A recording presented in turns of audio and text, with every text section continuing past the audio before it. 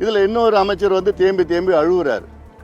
அவருக்கு ஆஸ்கர் விருது வந்து சீக்கிரமா வழங்கணும்னு நான் ஆஸ்கர் நிறுவனத்தை நான் கேட்டுக்கிறேன். நான் ஏன்னா ஒரு துயர சம்பவத்தை வச்சுக்கிட்டு இவங்க அரசியல் செய்து கொண்டிருக்கின்றார்கள். இதெல்லாம் மக்கள் பேச ஆரம்பிச்சுட்டாங்க. மக்களுக்கு தெரியும். மக்களை வந்து ஒரு நாள் ஏமாத்தலாம், 2 நாள் ஏமாத்தலாம், ஆனால் எப்பவுமே ஏமாத்திட்டு இருக்க முடியாது. அதனால இது உண்மை. என்ன நடந்தது, ஏன் இங்க அனுமதி கொடுத்தாங்க, ஏன் பெரிய இடத்துல கொடுக்கல, காவல்துறை இன்டெலிஜென்ஸ் அவங்களுக்கு தெரியும், ஏன் பெரிய இடத்துல கொடுத்துருக்கலாம். கடந்த கூட்டத்தில் எவ்வளோ கூட்டம் வந்தது, இந்த கூட்டத்தில் எவ்வளோ வரப்போகுது, எல்லாம் இது ஒரு பக்கம், அரசு ஒரு பக்கம். அதே வேளையில் விஜய் அவருடைய கட்சி அவர் தாமதமாக வந்ததும் ஒரு காரணம் தான். 11:30 மணிக்கு அறிவிச்சிருக்காங்க, அவர் வந்தது ஒரு 6:30க்கு வந்திருக்கிறான்னு சொல்லி. இல்ல ஒரு கடமை இருக்கு.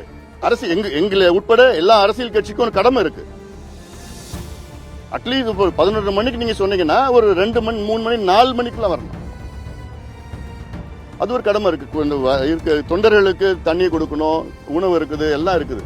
அப்போ தாமதமாவோ இன்னும் கொஞ்சம் கூட்டம் சேர்ந்து அவங்களுக்கு அப்படியே தண்ணி இல்லாம சாப்பிட இல்லாம எல்லாம் ஒரு மனநிலையில் இருக்கிறாங்க. அங்க நாங்களும் மாநாடு நடத்தியிருக்கிறோம். சமீபத்தில் கூட நாங்கள் மகாபலிபுரத்தில் நடத்தியிருக்கிறோம். 10 லட்சம் பேருக்கு மேல கூடினாங்க. ஒரு சின்ன பிரச்சனை, சின்ன அசம்பாவிதம் கூட கிடையாது. அதுல 10 லட்சம் பேருக்கு மேலனா அதுல 5 லட்சம், அதுக்கு மேல 5 லட்சம் பேர் உள்ள வர முடியல. ஏன்னா அங்க வந்து திருப்பி விட்டுட்டாங்க போலீஸ்ல, உள்ள வர முடியாது, இடம் இல்லைன்னு சொல்லிட்டு. இதெல்லாம் இருக்கு. நாங்களும் அதை ஏத்துக்கிட்டோம். கட்சிக்கும் ஒரு பொறுப்பு இருக்கு. அதே வேளையில பொதுமக்களுக்கும் பொறுப்பு இருக்கு.